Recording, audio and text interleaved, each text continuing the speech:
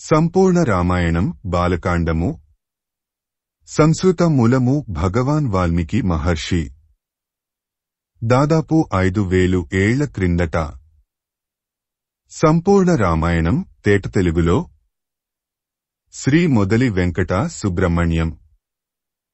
September 10, 1935, August 15, 2006. Video చేసినవారు కంచి త్యాగరాజులు. 2024వ సంవత్సరము. శ్రీమద్రామాయణము బాలకాండ 21వ సర్గ. ఎప్పుడైతే దశరథుడు రాముని యాగ సంరక్షణార్థము విశ్వామిత్రుని వెంట పంపను అని అన్నాడో విశ్వామిత్రుడు ఆగ్రహోదగ్రుడు అయ్యాడు. ఆయన కోపం తారస్థాయికి చేరుకుంది. దశరథా, ఇక్ష్వాకుల వంశములో జన్మించిన నీవు ఆడిన మాట తప్పావు. ఇది రఘువంశము వారికి ఉచితము కాదు. ఆడిన మాటను తప్పడం నీకు ఉచితము అని తోస్తే నేను వచ్చిన దారినే వెళ్ళిపోతాను.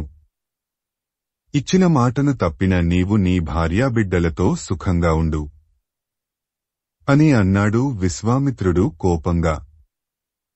విశ్వామిత్రునికి కోపం వచ్చింది అని తెలుసుకున్నాడు పురోహితుడు, కులగురువు వశిష్ఠుడు. వెంటనే లేచాడు. దశరథుని వద్దకు వచ్చి ఇలా అన్నాడు: ఓ దశరథ మహారాజా, నీవు ఇక్ష్వాకు వంశంలో పుట్టావు. ధర్మ సంస్థాపనకు కంకణము కట్టుకున్నావు. మంచి ధైర్యవంతుడివి. అటువంటి నీవు ఈ మాదిరి పుత్ర వ్యామోహంతో ధర్మము తప్పి ఆడిన మాట తప్పడం తగునా? నీవు నీ ధర్మమును ఆచరించి అధర్మమును విడిచిపెట్టు. ఆడిన మాట తప్పడం అంటే నీవు ఇప్పటిదాకా సంపాదించుకున్న పుణ్యమును నశింపచేసుకోవడమే. కాబట్టి నీవు ఇచ్చిన మాట ప్రకారము రాముని, విశ్వామిత్రుని వెంట పంపు. ఓ దశరథ మహారాజా, నా మాట విను. విశ్వామిత్రుడు వెంట ఉంటే నీ రామునికి వచ్చిన భయం ఏమీ లేదు. ఎందుకంటే విశ్వామిత్రునికి తెలియని అస్త్రశస్త్రములు ఏమీ లేవు. ఆయనకు తెలిసిన అస్త్రశస్త్రములు దేవతలకు, రాక్షసులకు, గంధర్వులకు ఎవరికీ తెలియవు.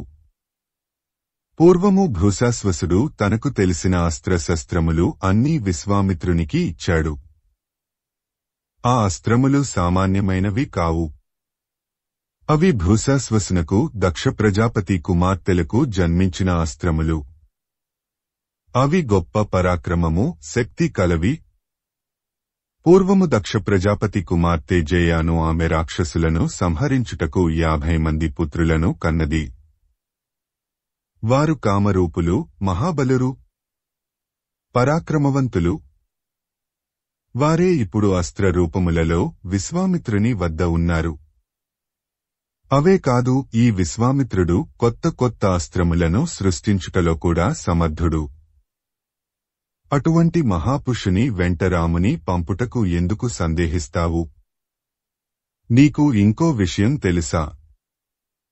ఆ రాక్షసులను చంపడానికి విశ్వామిత్రునకు ఒక క్షణం కూడా పట్టదు. కాని నీకు నీ కుమారులకు పేరు ప్రతిష్టలు తీసుకురావడానికే నీ దగ్గరకు వచ్చి నీ కుమారుడు రాముని పంపమని అర్థిస్తున్నాడు. ఈ విషయం నీవు అర్థం చేసుకుని రాముని, విశ్వామిత్రుని వెంట పంపు అని పలికాడు. కులగురువు వశిష్ఠుని మాటలకు ప్రసన్నుడయ్యాడు దశరథుడు. రాముని, విశ్వామిత్రుని వెంట పంపుటకు అంగీకరించాడు. ఇది వాల్మీకి విరచిత రామాయణ మహాకావ్యములో బాలకాండలో 21వ సర్గ సంపూర్ణము. ఓం తత్సత్. ఓం తత్సత్. ఓం తత్సత్. శ్రీమద్రామాయణము బాలకాండ 22వ సర్గ. వశిష్ఠుని మాటలకు ఎంతో సంతోషించాడు దశరథుడు. వెంటనే స్వయంగా వెళ్లి రాముని వెంట లక్ష్మణుని సభాభవనమునకు తీసుకుని వచ్చాడు. కౌసల్య సుమిత్ర దశరథుడు కలిసి రామునికి లక్ష్మణునికి మంగళాచరణము చేశారు. తమ పుత్రులను ప్రేమారా ముద్దులు పెట్టుకున్నారు. దశరథుడు రాముని, లక్ష్మణుని విశ్వామిత్రుని చేతిలో పెట్టాడు. రాముడు, లక్ష్మణుడు వెంట నడువగా విశ్వామిత్రుడు సభాభవనము నుండి బయలుదేరాడు. ముందు విశ్వామిత్రుడు నడుస్తున్నాడు. ఆయన వెనుక కోదండము చేతబూని కోదండరాముడు, రాముని వెనుక ధనుర్ధారి అయిన లక్ష్మణుడు నడుస్తున్నారు.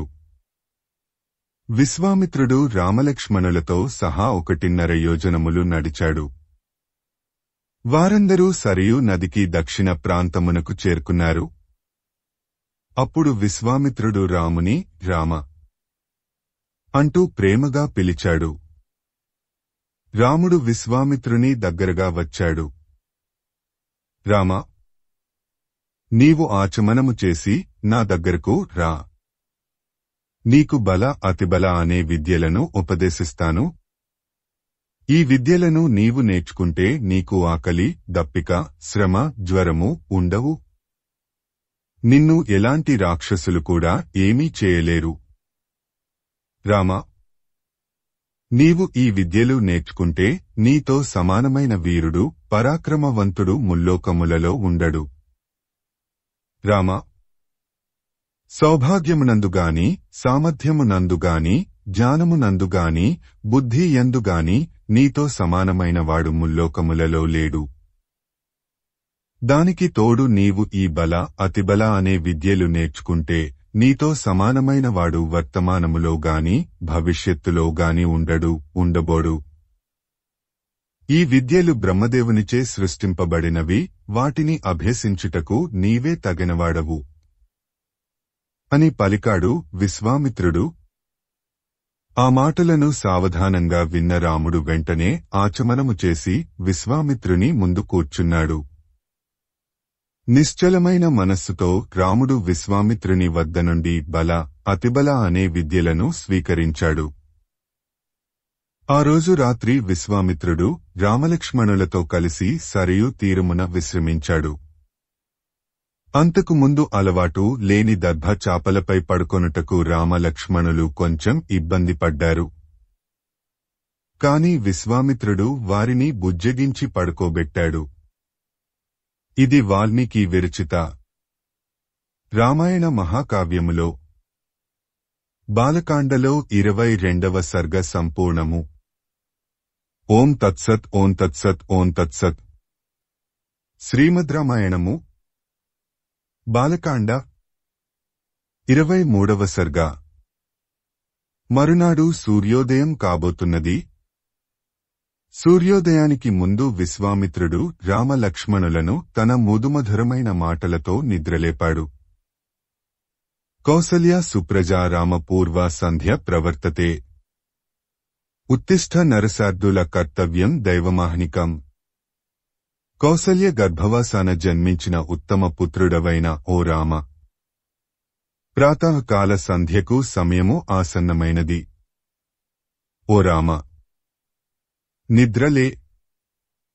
ప్రాతకాల కృత్యములు, సంధ్యావందనాది కార్యక్రములు నీవు చేయవలసి ఉన్నది. పై శ్లోకము అందరికీ శ్రీ వెంకటేశ్వర సుప్రభాతములో మొదటి శ్లోకంగానే తెలుసు. ఆ శ్లోకము మూలం వాల్మీకి రామాయణంలో ఉందని కొద్దిమందికి మాత్రమే తెలుసు. అందుకే ఈ శ్లోకమును ఇక్కడ యథాతథంగా రాశాను. విశ్వామిత్రుని మాటలు విన్న రామ లక్ష్మణులు వెంటనే నిద్రలేచారు. కాలకృత్యములు తీర్చుకొన్నారు. స్నానము, సంధ్యావందనము ఆచరించారు. సూర్యునికి అర్ఘ్యము ఇచ్చారు. గాయత్రీ మంత్రము పఠించారు. తరువాత ముగ్గురు తమ ప్రయాణము కొనసాగించారు. వారు సరయునది గంగానదిలో కలిసే సంగమస్థానము చేరుకున్నారు. ఆ ప్రదేశంలో ఉన్న పురాతనమైన ముని ఆశ్రమములను చూచారు. ఆ ఆశ్రమములను చూచిన రామలక్ష్మణులు, ఓ మహర్షి, ఈ ఆశ్రమములు ఎవరివి? ఈ ఆశ్రమములలో ఎవరు ఉంటారు అని అడిగారు. దానికి విశ్వామిత్రుడు ఇలా సమాధానము చెప్పాడు. ఓ రామ! ప్రస్తుతము మన్మధుడు దేహము లేకుండా అనంగుడిగా ఉన్నాడు కాని పూర్వము మన్మధుడు దేహము కలవాడు. మన్మధునికి కాముడు అని పేరు. పూర్వము శివుడు ఈ ప్రదేశములో తపస్సు చేసుకునేవాడు. తరువాత శివుడు వివాహం చేసుకుని వెళ్లిపోయాడు. అటువంటి శివుని మన్మథుడు ఎదిరించాడు. అప్పుడు శివుడు హంకరించి మన్మధుని వంక కోపంగా చూచాడు. శివుని కోపాగ్నికి మన్మధుడు భస్మము అయిపోయాడు. మన్మధుని శరీర అవయవములు అన్ని చోట్లా చెల్లాచెదరుగా పడిపోయాయి. అప్పుడు మన్మధుడు శరీరం లేనివాడు అయ్యాడు. పూర్వము పరమశివుడు తపస్సు చేసిన ఆశ్రమము ఇదే. ఇప్పుడు ఇక్కడ ఉన్న ఋషులు అందరూ పూర్వము పరమశివునికి శిష్యులుగా ఉండేవారు. వారే ఇప్పటికీ తపస్సు చేసుకుంటూ ఉన్నారు. వీరు ధర్మపరులు. వీరికి పాపం అటే ఏమిటో తెలియదు. మనము ఈ రాత్రికి ఇక్కడే ఉండి రేపు ఉదయము మన ప్రయాణము కొనసాగిద్దాము. మనము ఇప్పుడు స్నానము సంధ్య ఆచరించి శుచులై ఈ ఆశ్రమములలోని ప్రవేశిద్దాము అని అన్నాడు విశ్వామిత్రుడు. వీరు ఈ ప్రకారము మాట్లాడుకుంటూ ఉండగా ఆ ఆశ్రమములలో ఉన్న ఋషులు వీరి రాకను చూచి ఎంతో ఆనందించారు. రామలక్ష్మణులను విశ్వామిత్రుని సాదరంగా ఆహ్వానించి సత్కరించారు. తరువాత ఆ ఋషులు సాయం సంధ్యా సమయంలో చేయవలసిన సంధ్యావందనము, గాయత్రీ జపము కార్యములు ఏకాగ్రచిత్తంతో చేశారు. ఆ రాత్రికి విశ్వామిత్రుడు, రామలక్ష్మణులు ఆ ఆశ్రమములో నిద్రించారు. విశ్వామిత్రుడు రామలక్ష్మణులకు మార్గాయాసము తెలియకుండా అనేక పుణ్య కథలను చెప్పి ఆనందింపచేస్తూ ఉన్నాడు. ఇది వాల్మీకి విరచిత రామాయణ మహాకావ్యములో బాలకాండలో 23వ సర్గ సంపూర్ణము. ఓం తత్సత్ ఓం తత్సత్ ఓం తత్సత్. శ్రీమద్ రామాయణము బాలకాండ 24వ సర్గ. మరునాడు ఉదయమే రామలక్ష్మణులు విశ్వామిత్రుడు ప్రాతకాలములో చేయవలసిన సంధ్యావందనాది కార్యక్రములు ముగించుకుని ప్రయాణము సాగించారు. గంగానదీ తీరమునకు వచ్చారు. అక్కడ ఉన్న మునులు విశ్వామిత్రుడు, రామలక్ష్మణులు నదిని దాటడానికి ఒక నావను తీసుకుని వచ్చారు. విశ్వామిత్రుడు, రామలక్ష్మణులు ఆ నావను ఎక్కి గంగా నదిని దాటుతుండగా నది మధ్యలో నీరు బ్రద్దలగుతున్నట్టు పెద్దగా శబ్దం వచ్చింది. మహర్షి, ఆ శబ్దము ఏమిటి అని రామలక్ష్మణులు విశ్వామిత్రుని అడిగారు. దాని గురించి విశ్వామిత్రుడు ఇలా చెప్పాడు. ఓ రామ! పూర్వము బ్రహ్మదేవుడు తన సంకల్పమాత్రం చేత హిమాచలము మీద ఒక సరస్సును నిర్మించాడు. దానికి మానస సరోవరము అని పేరు. ఆ సరస్సులో నుండి ఒక నది పుట్టింది. దాని పేరు సరయూ నది. ఆ సరయూ నది అయోధ్య మీదుగా ప్రవహిస్తూ ఉన్నది. ఆ సరయూ నది మానస సరోవరము నుండి పుట్టుటచే పవిత్రమైనది. ఆ సరయూ నది ఈ ప్రదేశములో గంగానదిలో కలియుచున్నది. ఆ రెండు నదుల సంగమము వలననే ఈ ధ్వని పుట్టింది అని చెప్పాడు విశ్వామిత్రుడు. రామలక్ష్మణులు ఆ నదులకు భక్తితో నమస్కరించారు. తరువాత వారు గంగానది ఆవల ఒడ్డుకు చేరుకున్నారు. త్వరగా ప్రయాణము చేస్తున్నారు. మార్గమధ్యంలో వారికి ఒక మానవ సంచారము లేని నిర్జనమైన అడవి కనపడింది. ఆ అడవి చాలా భయంకరంగా లోపలకు పోవడానికి వీలులేకుండా ఉంది. ఆ అడవిలో అనేక క్రూర జంతువులు సంచరిస్తున్నట్టు వాటి అరుపులు వినిపిస్తున్నాయి. ఆ వనము గురించి చెప్పమని రామలక్ష్మణులు అడిగారు. అప్పుడు విశ్వామిత్రుడు ఇలా చెప్పసాగాడు. ఓ రామలక్ష్మణులారా! పూర్వము ఈ ప్రదేశములో 2 రాజ్యములు ఉండేవి. ఇంద్రుడు వృత్రాసురుని సంహరించాడు. దాని వలన ఇంద్రునికి బ్రహ్మహత్య పాతకము చుట్టుకుంది. ఆ పాతకము వలన ఇంద్రునికి ఆకలి వేయసాగింది. అప్పుడు దేవతలు, ఋషులు దేవేంద్రునికి మంత్రించిన నీటితో స్నానం చేయించారు. దేవేంద్రుడు తనకు అంటుకున్న ఆకలిని, బ్రహ్మహత్య వలన కలిగిన మైలను ఈ ప్రదేశంలో వదిలిపెట్టాడు. అప్పుడు ఇంద్రుడు శుచి అయినాడు. ఇంద్రుడు ఈ రెండు దేశములు మలదము కరుసము అనే పేర్లతో పిలువబడతాయి అని వరం ఇచ్చాడు. అప్పటి నుండి ఈ రెండు దేశములు ధనధాన్యములతో కళకళలాడుతున్నాయి. కొంతకాలము తర్వాత ఒక యక్షిని ఇక్కడకు వచ్చింది. ఆ యక్షిని మహాబలశాలి. ఆ యక్షిని సుందు అనే రాక్షసుని భార్య. ఆమె కుమారుడే మారీచుడు అనే రాక్షసుడు. ఆ మారీచుడు గొప్ప బలవంతుడు, మాయావి. ఎల్లప్పుడూ ప్రజలను బాధిస్తూ ఉండేవాడు. తాటక అనే రాక్షసి ఈ రెండు దేశములను నాశనం చేసింది. ఇలా అరణ్యములుగా మార్చింది. ఆ అరణ్యములలో తన నివాసము ఏర్పరచుకున్నది. అందుకే దీనిని తాటక వనము అని అంటారు. ఈ అరణ్యములోనికి ఎవరూ పోవడానికి సాహసించరు. ఇప్పుడు నువ్వు ఆ తాటక అనే రాక్షసిని సంహరించాలి. అది ఈ రెండు రాజ్యములను సర్వనాశనము చేసింది. దానిని చంపితేగాని ఇక్కడి మానవులు సుఖంగా జీవించలేరు అని విశ్వామిత్రుడు రాముడితో ఆ తాటక వృత్తాంతము వివరంగా చెప్పాడు. ఇది వాల్మీకి విరచిత రామాయణ మహాకావ్యములో బాలకాండలో 24వ సర్గ సంపూర్ణము. ఓం తత్సత్ ఓం తత్సత్ ఓం తత్సత్. శ్రీమద్ రామాయణము బాలకాండ 25వ సర్గ. విశ్వామిత్రుని మాటలు శ్రద్ధగా విన్న రాముడు విశ్వామిత్రునితో ఇలా అన్నాడు. ఓ మునిపుంగవ, సాధారణంగా యక్షులు తక్కువ బలం కలవారు అంటారు కదా. యక్షిణి అయిన తాటకకు అంత బలం, వీరత్వము ఎలా వచ్చింది అని అడిగాడు. దానికి విశ్వామిత్రుడు ఇలా చెప్పాడు. ఓ రామ, పూర్వము సుకేతుడు అనే బలవంతుడు అయిన యక్షుడు ఉండేవాడు. అతనికి సంతానము లేదు. సంతానము కొరకు అతడు బ్రహ్మదేవుని గురించి ఘోరమైన తపస్సు చేశాడు. సుకేతుడికి బ్రహ్మదేవుడు ప్రత్యక్షమయ్యాడు. ఏమి వరము కావాలో కోరుకో అని అడిగాడు. ఆ యక్షుడు సంతానము కావాలి అని అడిగాడు. బ్రహ్మదేవుడు 1000 ఏనుగుల బలవంతురాలైన కుమార్తెను ప్రసాదించాడు, కాని పుత్ర సంతానము మాత్రము ఇవ్వలేదు. ఆమె పేరు తాటక.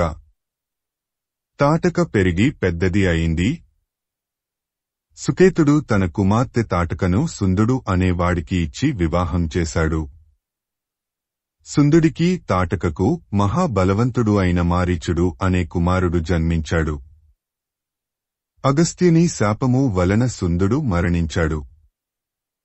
అప్పుడు తాటక, మారీచుడు ఇద్దరూ కలిసి అగస్త్యుని చంపి తినడానికి అతని మీదికి వెళ్లారు. అప్పుడు అగస్త్యుడు మారీచుని, నీవు రాక్షసుడివి కా అని శపించాడు. తాటకను, నీవు వికృత రూపంతో భయంకరంగా మనుష్యులను చంపి తింటూ జీవించు అని శపించాడు. అప్పటి నుండి తాటక అగస్త్యుడు సంచరించిన ఈ వనమును నాశనం చేయసాగింది. ఓ రామ, తాటక స్త్రీ అని సంకోచించవద్దు. ఆమె దుర్మార్గురాలు, లోకకంటకురాలు. మునులను, బ్రాహ్మణులను రక్షించుటకు ఆమెను సంహరించు. ఈమెకు ఉన్న వరములు, శాపములు వలన ఈమెను నీవు తప్ప వేరెవ్వరూ సంహరించలేరు. లోకము యొక్క హితము కోరి రాజు స్త్రీ, పురుష భేదము లేకుండా ఎవరినైనా సంహరించవచ్చును. రాజు ప్రజలను రక్షించడానికి చేసే పని పాపము అయినా సరే రాజుకు ఆ పాపము అంటదు. ఇది రాజ్యపాలనలో ముఖ్య సూత్రము. ధర్మానికి విరుద్ధంగా ప్రజలకు కంటకంగా పరిణమించిన తాటకను సంహరించడం పాపము కాదు. పూర్వము విరోచనుని కుమార్తె భూదేవిని చంపబోయింది. అప్పుడు దేవేంద్రుడు ఆమెను చంపాడు. పూర్వము శుక్రాచార్యుని తల్లి లోకములో ఇంద్రుడు ఉండకూడదు అనే కోరికతో తీవ్రంగా తపస్సు చేసింది. ధర్మ విరుద్ధమైన ఆమె తపస్సును భగ్నం చేసి ఆమెను చంపాడు విష్ణువు. ఓ రామ! వీరే కాదు, ధర్మవిరుద్ధంగా ప్రవర్తించిన స్త్రీలను ఎందరినో చంపారు. కాబట్టి నీవు కూడా స్త్రీ అని సంకోచించక తాటకను సంహరించు అని అన్నాడు విశ్వామిత్రుడు. ఇది వాల్మీకి విరచిత రామాయణ మహాకావ్యములో బాలకాండలో 25వ సర్గ సంపూర్ణము. ఓం తత్సత్ ఓం తత్సత్ ఓం తత్సత్. శ్రీమద్ రామాయణము బాలకాండ 26వ సర్గ. విశ్వామిత్ర మహర్షి మాటలను శ్రద్ధగా విన్న రాముడు వినయంతో ఇలా అన్నాడు. ఓ మహర్షి, మా తండ్రి దశరథుడు నన్ను తమరి వెంట పంపాడు. తమరు ఏమి చెబితే అలా చెయ్యమన్నాడు. నా తండ్రిగారి మాటను జవదాటలేను. అందుకే తమరి మాట నాకు శిరోధార్యము. తమరు ఏం చెబితే అలా చేస్తాను. గోవులు బ్రాహ్మణుల యొక్క హితము కొరకు, లోకక్షేమము కొరకు తమరు చెప్పినట్టే చేస్తాను అని పలికాడు రాముడు. వెంటనే తన ధనస్సు చేతిలోకి తీసుకున్నాడు. వింటి నారిని గట్టిగా లాగి వదిలాడు. ఆ శబ్దానికి తాటకా వనములోని వారందరి గుండెలు అదిరిపోయాయి. భయంతో గడాగడా వణికిపోయారు. ఆ శబ్దము విన్న తాటక పరుగు పరుగున ఆ శబ్దము వచ్చిన వైపుకు వచ్చింది. వికారంగా ఉన్న తాటకిని చూచి రాముడు లక్ష్మణునితో ఇలా అన్నాడు. లక్ష్మణ, ఆ భయంకరాకారముతో ఉన్న యక్షిణిని చూడు. పిరికి వాళ్లు అయితే ఆమెను చూచి గుండె ఆగి చనిపోతారు కదా. ఆమె మాయావి. అందుకని ఈమె ముక్కు చెవులు కోసి వదిలేద్దాము. ఎందుకంటే ఈమె స్త్రీ. అదే ఈమెను రక్షిస్తూ ఉంది. కాబట్టి ఈమెను చంపకుండా ఈమె పరాక్రమును నశింపచేస్తాను అని అన్నాడు రాముడు. రాముడు అలా లక్ష్మణుడితో చెబుతూ ఉండగానే తాటకి రాముని మీదికి గర్జిస్తూ దూకింది. ఇంతలో విశ్వామిత్రుడు కోపంతో హుంకరించాడు. తాటకిని అదిలించాడు. రామలక్ష్మణులకు స్వస్తి వాచకం పలికాడు. రాముడికి జయం కలగాలని ఆశీర్వదించాడు. విశ్వామిత్రుని హుంకారమునకు తాటకి భయపడలేదు. తన మాయా శక్తిచేత వారిమీద రాళ్ల వర్షము కురిపించింది. రాముడికి కోపం వచ్చింది. వెంటనే తాటకి మీద శరవర్షము కురిపించి ఆ రాళ్ల వర్షమును ఆపుచేశాడు. తాటకి ఊరుకోలేదు. తన చేతులు చాచి రాముని మీదికి వచ్చింది. రాముడు తన బాణములతో తాటకి 2 చేతులు ఖండించాడు. లక్ష్మణుడు ఒక కత్తి తీసుకుని తాటకి ముక్కు చెవులు కోసి ఆమెను విరూపిని చేశాడు. అయినా తాటకి ఊరుకోలేదు. తన మాయాశక్తితో వివిధములైన ఆకారములను ధరించి మరలా రామ లక్ష్మణుల మీద రాళ్ల వర్షము కురిపించింది. రామలక్ష్మణుల మీద రాళ్ల వర్షం కురుస్తుంటే విశ్వామిత్రుడు చూచాడు. అప్పుడు విశ్వామిత్రుడు రామునితో ఇలా అన్నాడు. రామా, ఆమె మీద జాలి చూపకు. ఈమె పాపాత్మురాలు, దుర్మార్గురాలు. ఈమె మాయావి. వివిధములైన రూపములను ధరించగలదు. రాత్రి సమీపించుచున్నది. ఈ లోపలే ఈమెను చంపి వెయ్యి. సంధ్యాకాలములో రాక్షసుల బలం పెరుగుతుంది. త్వరపడు అని అన్నాడు విశ్వామిత్రుడు. విశ్వామిత్రుని మాటలు విన్న రాముడు వెంటనే శబ్దవేధి బాణాన్ని ఎక్కుపెట్టాడు. శబ్దవేధి అంటే టార్గెట్ కనిపించినప్పుడు కేవలం శబ్దం ఆధారంగా శబ్దమును విని టార్గెట్ను కొట్టడం. తాటక నుండి వచ్చు శబ్దమును బట్టి రాముడు బాణాన్ని విడిచాడు. ఆ బాణం సూటిగా తాటకిని తాకింది. రామబాణం తగిలిన తాటకి రెట్టించిన కోపంతో రాముని మీదికి ఉరికింది. రాముడు మరొక బాణంతో తాటకి వక్షస్థలము మీద కొట్టాడు. ఆ బాణము సరిగా తాటకి గుండెలోంచి దూసుకుపోయింది. తాటకి కిందపడి మరణించింది. తాటకి మరణించడం చూచి దేవతలు అంతా సంతోషించారు. దేవతల అందరి బదులు దేవేంద్రుడు విశ్వామిత్రునితో ఇలా అన్నాడు: ఓ మహర్షి, నీవు రాముని యందు ఎక్కువ వాత్సల్యము చూపుము. భూసాస్వునిచే సృష్టింపబడిన అస్త్రశస్త్రములను అన్నింటినీ రామునికి ఉపదేశింపుము. ఎందుకంటే రాముడు భవిష్యత్తులో లోక కంటకులైన రాక్షసులను సంహరించవలసి ఉన్నది అని పలికాడు. తరువాత దేవేంద్రుడు దేవతలు వెళ్లిపోయారు. ఇంతలో సంధ్యాసమయము అయింది. తాటకను చంపిన రాముని సంతోషంతో చూచాడు విశ్వామిత్రుడు. వాత్సల్యంలో అతని తల నిమిరాడు. ఓ రామ, సంధ్యాసమయము అయినది. మనము ఈ రాత్రికి ఇచ్చటనే విశ్రమించి రేపుదేము మన ప్రయాణము కొనసాగిద్దాము అని అన్నాడు. రామ లక్ష్మణులు దానికి అంగీకరించారు. అందరూ ఆ రాత్రికి తాటక వనములో విశ్రమించారు. మరునాడు ఉదయము విశ్వామిత్రుడు రామలక్ష్మణులను మేల్కొలిపాడు. ఇది వాల్మీకి విరచిత రామాయణ మహాకావ్యములో బాలకాండలో 26వ సర్గ సంపూర్ణము. ఓం తత్సత్ ఓం తత్సత్ ఓం తత్సత్. శ్రీమద్ రామాయణము బాలకాండ 27వ సర్గ.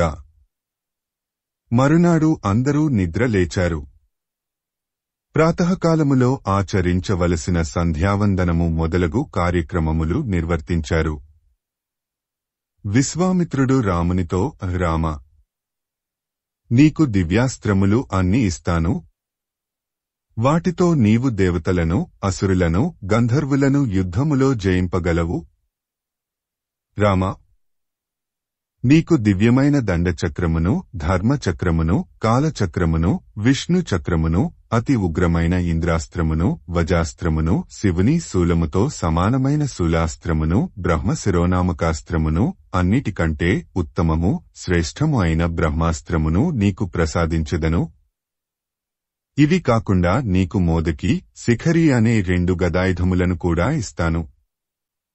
రామ, నీకు ధర్మపాసము, కాలపాసము, వారుణాస్త్రము ఇస్తాను. ఇవే కాకుండా నీకు 2 పిడుపాటులను అనగా తడిగా ఉన్న పిడుగు, పొడిగా ఉన్న పిడుగు ఇచ్చెదను. నీకు పినాక అస్త్రమును, నారాయణాస్త్రమును ఇచ్చెదను. రామ, నీకు ఆగ్నేయాస్త్రమును, వాయవ్యాస్త్రమును ఇచ్చెదను. ఓ రామ, నీకు హయశరము, క్రౌంచాస్త్రము అనే 2 శక్తులను ప్రసాదిస్తున్నాను. రాక్షసులు వాడేటటువంటి అస్త్రములు అనగా కంకాళము, ముసలము, కపాలము, కంకణము నీకు ఇస్తున్నాను. ఓ రామ, నీకు విద్యాధరమునే మహాస్త్రమును, నందనము అనే ఖడ్గమును ఇస్తున్నాను. నీకు గాంధర్వ అస్త్రమును, సౌర అస్త్రమును ఇస్తున్నాను. ఇవి నిద్రావస్థను కలుగచేస్తాయి. నిద్రావస్థ నుండి విముక్తులను చేస్తాయి. వీటికి ఆ ప్రభావము ఉంది. ఓ రామ, నీకు దర్పణ, శోషణ, సంతాపన, విలాపన మొదలగు అస్త్రములు, మన్మధుడు ఉపయోగించే మదనాస్త్రమును, పిశాచములు వాడే మోహనాస్త్రమును ప్రసాదిస్తున్నాను. ఓ రామ, ఇంకా నీకు తామశాస్త్రము, సోమనాస్త్రము, సంవర్ధస్త్రము, ముసలము, సత్యము అనే అస్త్రము, పరమశ్రేష్టమైన మాయాధరాస్త్రము, అత్యంత శక్తివంతము, భయంకరము అయిన త్వష్టురాస్త్రము మొదలగు అస్త్రములను నీకు ఇస్తున్నాను. ఓ రామ, ఈ అస్త్రములు అన్నీ కామరూపులు. తమకు ఇష్టం వచ్చిన రూపములు ధరింపగలవు. అత్యంత బలము కలవి. వీటిని నా నుండి వెంటనే గ్రహించు అని అన్నాడు విశ్వామిత్రుడు. రాముడు వాటిని భక్తి శ్రద్ధలతో గ్రహించాడు. ఆ అస్త్రములు అన్నీ దేవతలకు కూడా ప్రయోగ ఉపసంహారములతో గ్రహించడం దుర్లభము. అటువంటిది రాముడు ఆ అస్త్ర సముదాయమును అవలీలగా అధ్యయనం చేశాడు. విశ్వామిత్రుడు మంత్రములను ఉచ్ఛరిస్తూ ఒకటి వెంట ఒక అస్త్రమును రామునికి ఇస్తూ ఉంటే ఆ అస్త్రమునకు అధి దేవతలు వచ్చి రాముని ముందు నిలబడి, రామా, ఇక నుండి మేమందరము నీకు దాసులము అని పలికారు. విశ్వామిత్రుడు ఉపదేశించిన అస్త్రములు అన్నింటినీ రాముడు భక్తితో స్వీకరించాడు. ఆ అస్త్రములకు అధిదేవతలను చూచి, మీరంతా నా మనసులో ఉంటూ నేను మిమ్ములను స్మరించినప్పుడు నా వద్దకు రండి అని పలికాడు. తరువాత రామ లక్ష్మణులు విశ్వామిత్రుని వెంట ప్రయాణమయ్యారు. ఇది వాల్మీకి విరచిత రామాయణ మహాకావ్యములో బాలకాండలో 27వ సర్గ సంపూర్ణము. ఓం తత్సతోం తత్సత్ ఓం తత్సత్. శ్రీమద్ రామాయణము బాలకాండ 28వ సర్గ. ఆ ప్రకారంగా విశ్వామిత్రుని వెంట నడుస్తున్న రాముడు మార్గ మధ్యంలో ఆయనను చూచి ఇలా అన్నాడు. ఓ మహర్షి, తమరు నాకు ఎన్నో అస్త్రములను ఉపదేశించారు. ఇప్పుడు నేను దేవతలకు, రాక్షసులకు అజేయుడనయ్యాను. కాని వాటికి ఉపసంహారము కూడా తెలియజేస్తే బాగుంటుంది కదా అని అడిగాడు. అస్త్రములను ఉపసంహరించడం అంటే ఒకసారి వేసిన అస్త్రమును టార్గెట్ను ఢీకొట్టక ముందే వెనుకకు తీసుకోవడం. ఆ రోజుల్లో అస్త్రము వేసే శక్తి, దానిని ఉపసంహరించే శక్తి రెండూ ఉండేవి. నేటి రోజుల్లో తుపాకీ గాని, పిస్టల్ గాని, పెద్ద పెద్ద మిసైల్స్ కాని ఒకసారి ప్రయోగిస్తే ఇంతే సంగతులు. ఇంక వెనకకు తిరిగి రావు. టార్గెట్ను ధ్వంసం చేస్తాయి. అది నేటి అస్త్ర శక్తి. ఆ మాటలకు సంతోషించాడు విశ్వామిత్రుడు. రామునికి తాను ఉపదేశించిన అన్ని అస్త్రములకు ఉపసంహారము కూడా ఉపదేశించాడు. అంతేకాకుండా పూర్వము భూసాస్వునిచే సృష్టింపబడిన అస్త్రములు అన్నిటినీ రామునికి ఉపదేశించాడు. ఆ అస్త్రముల పేర్లు వాల్మీకి 7 శ్లోకములలో చెప్పాడు. ఆ అస్త్రముల పేర్లు ఏవంటే సత్యవంతము, సత్యకీర్తి, ధృష్టము, రభసము, ప్రతిహారతరము, పరాముఖము, అవాముఖము, లక్షాక్షము, విషమము, దృఢనాభము, మహానాభము, దుందునాభము, సునాభము, జ్యోతిషము, కృశనము, నైరాస్యము, విమలము, యోగంధరము, హరిద్రము, దైత్యము, ప్రశమనము, సాచిర్మాలి, ధృతి, మాలి, వృత్తిమంతము, రుచిరము, పితృసోమనసము, విధుతము, మకరము, కరవిరకరము, ధనము, ధాన్యము, కామరూపము, కామరుచి, మోహము, ఆవరణము, జుంభకము, సర్వనాభము, సంతానము, వరణము. వీటి పేర్లు చూస్తుంటే ఇవి మానవుల లక్షణములు. ఉదాహరణకు మోహము, రుచిరము, విమలము ఇంకా మానవులకు ఉన్న సంపదలు. ఉదా సంతానము, కొన్ని శాస్త్రములు. ఉదా జ్యోతిషము. ఇలాగా అస్త్రములు అంటే కేవలము ఆయుధములు అనే కాదు, శాస్త్రములు, లక్షణములు, వాటి ఆవశ్యకత అని అర్థం స్ఫురిస్తూ ఉంది. రాముడు ఆ అస్త్రములను సంతోషంతో తీసుకున్నాడు. ఆ అస్త్రదేవతలు అందరూ రాముని ముందు నిలిచి ఆయన ఆజ్ఞ కోసరం ఎదురుచూచారు. రాముడు వారిని మనసులో నిలుపుకొని తాను కోరినప్పుడు రమ్మని పంపివేశాడు. అస్త్రదేవతలు అందరూ రామునికి ప్రదక్షిణ పూర్వక నమస్కారము చేసి వెళ్లిపోయారు. తరువాత రాముడు విశ్వామిత్రుని వెంట నడుస్తున్నాడు. వారికి ఒక ఆశ్రమము కనపడింది. ఆ ఆశ్రమము మంచి ఫలవృక్షములతోనూ పూల తీగలతోనూ అత్యంత మనోరంజకంగా ఉంది. విశ్వామిత్రుని వెంట నడుచుచూ రాముడు ఇలా అన్నాడు: ఓ మహర్షి, ఈ ప్రదేశము చాలా మనోహరముగా ఉంది. మనము ఆ రాక్షస ప్రాంతము వదిలిపెట్టినాము అనుకుంటాను. ఇంత మనోహరముగా ఉన్న ఈ ఆశ్రమము ఎవరిది? వివరించండి. ఇంతకు తమరి ఆశ్రమము ఎక్కడ ఉంది? మీరు యజ్ఞము ఎక్కడ చేస్తున్నారు? రాక్షసులు మీ యాగమును ఎక్కడ పాడు చేస్తున్నారు? నేను తమరి యాగమును ఎక్కడ ఉండి రక్షించాలి? నేను ఆ రాక్షసులను ఎక్కడ ఉండి చంపాలి? వీటి గురించి నాకు వివరంగా చెప్పండి అని అడిగాడు రాముడు. ఇప్పటిదాకా రాముడు చెప్పిన పని చేస్తున్నాడు, ఇచ్చినవి అస్త్రములు పుచ్చుకుంటున్నాడు, కాని నోరు మెదపలేదు. ఇప్పుడు ఒక ఆర్మీ మేజర్ అడిగినట్టు తాను నెరవేర్చవలసిన మిషన్ గురించి వివరాలు అడుగుతున్నాడు. గమనించండి. అప్పుడు విశ్వామిత్రుడు రామునితో ఇలా చెప్పసాగాడు: వాల్మీకి విరచిత రామాయణ మహాకావ్యములో బాలకాండలో 28వ సర్గ సంపూర్ణము. ఓం తత్సత్. ఓం తత్సత్. ఓం తత్సత్. శ్రీమద్ రామాయణము బాలకాండ 29వ సర్గ. రాముడు ఆ వనమును గురించి ప్రశ్నించగా విశ్వామిత్రుడు ఇలా బదులు చెప్పాడు: ఓ రామ, ఈ ప్రదేశములోనే శ్రీ మహావిష్ణువు 100 యుగముల పాటు తపస్సు చేశాడు. వామనావతారమునకు ముందు శ్రీ మహావిష్ణువు ఇక్కడనే నివసించేవాడు. కశ్యపుడు ఇక్కడ తపస్సు చేసి సిద్ధి పొందినందువలన దీనిని సిద్ధాశ్రమము అని అంటారు.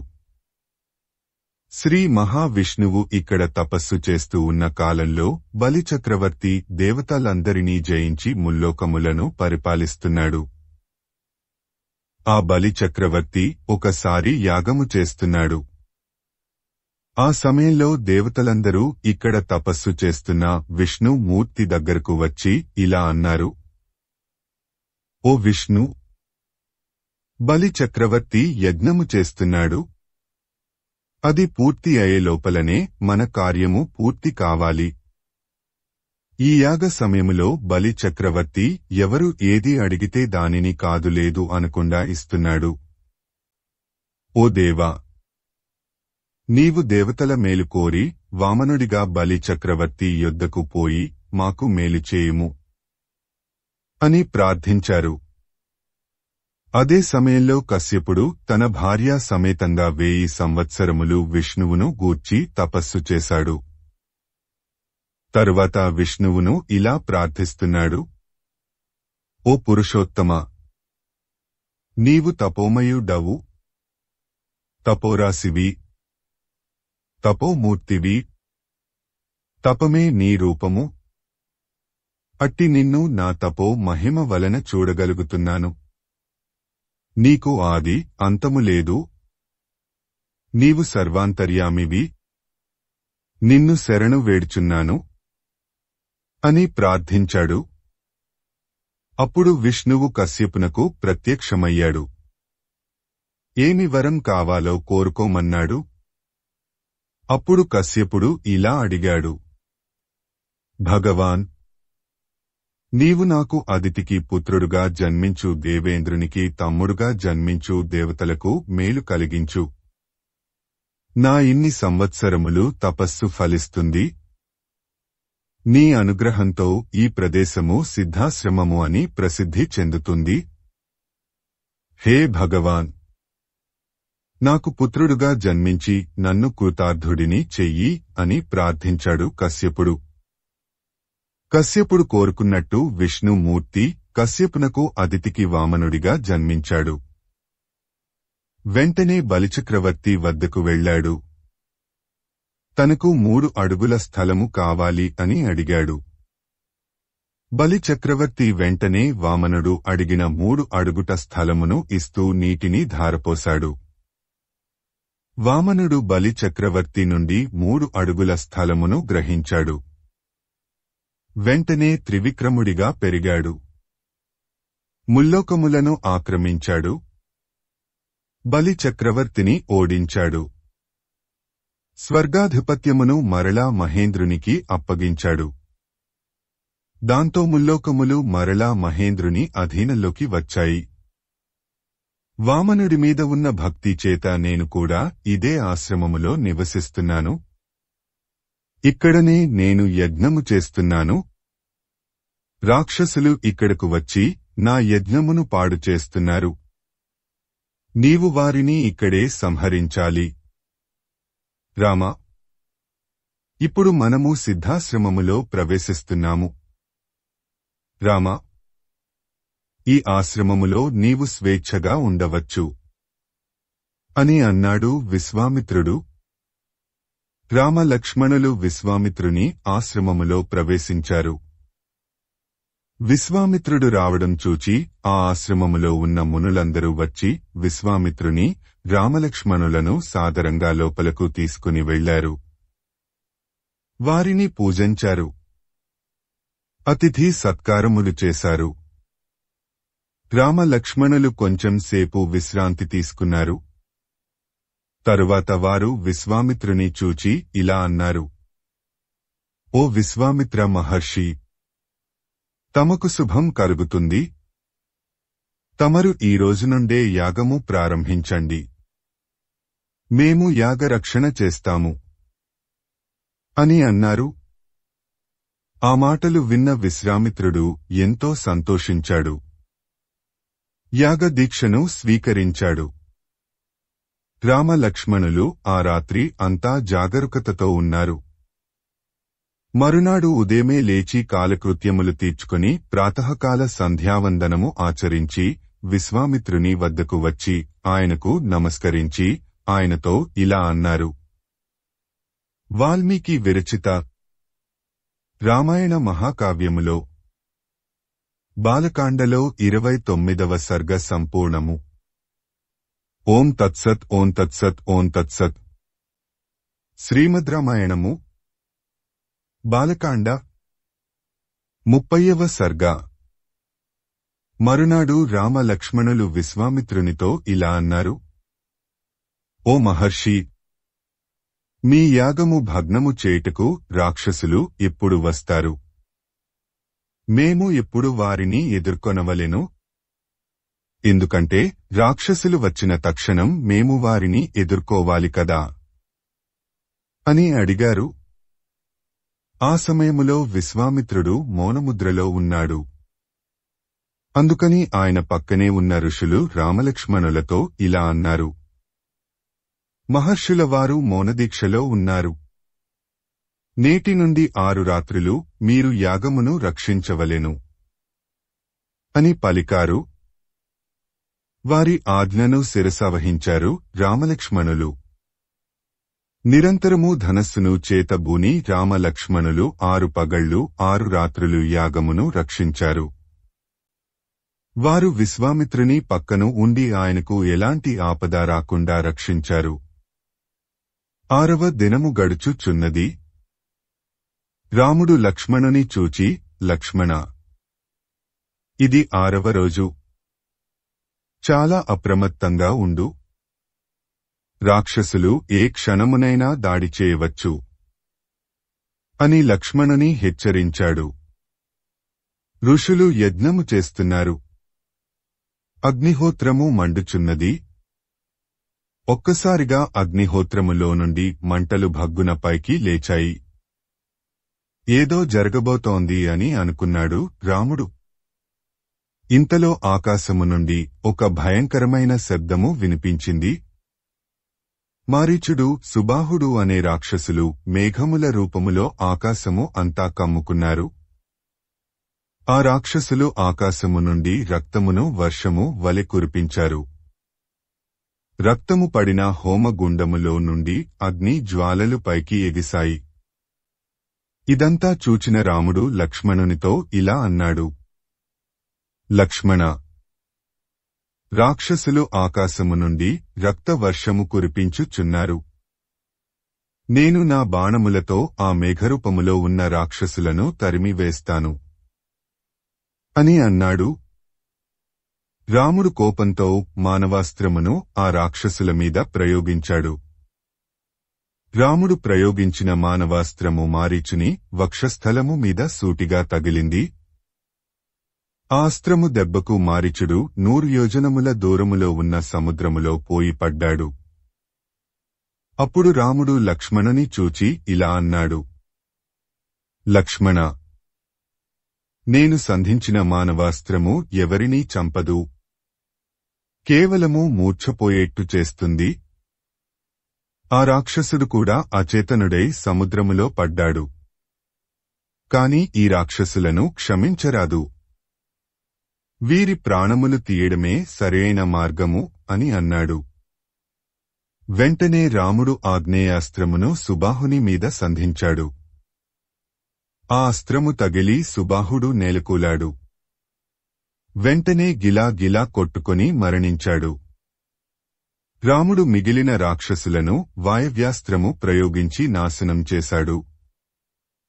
ఆ ప్రకారంగా రాముడు విశ్వామిత్రుని యజ్ఞమునకు భంగము కలిగించు రాక్షసులనందరినీ తన దివ్యాస్త్రములతో సమూలంగా చంపాడు. యజ్ఞము నిర్విఘ్నముగా పూర్తి అయింది. విశ్వామిత్రుడు దీక్ష నుండి లేచాడు. రామ లక్ష్మణులను చూచాడు. ఎంతో సంతోషంతో ఇలా అన్నాడు.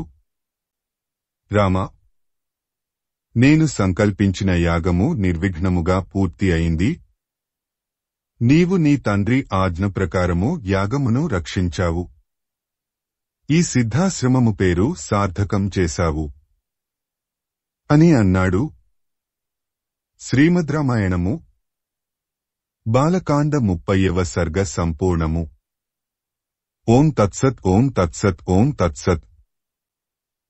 సంపూర్ణ రామాయణం బాలకాండము. సంస్కృత మూలము భగవాన్ వాల్మీకి మహర్షి. దాదాపు 5000 ఏళ్ల క్రిందట. సంపూర్ణ రామాయణం తేట తెలుగులో Shri Modali Venkata Subrahmanyam. September 10, 1935, August 15, 2006. Video చేసినవారు కంచి త్యాగరాజులు. 2024వ సంవత్సరము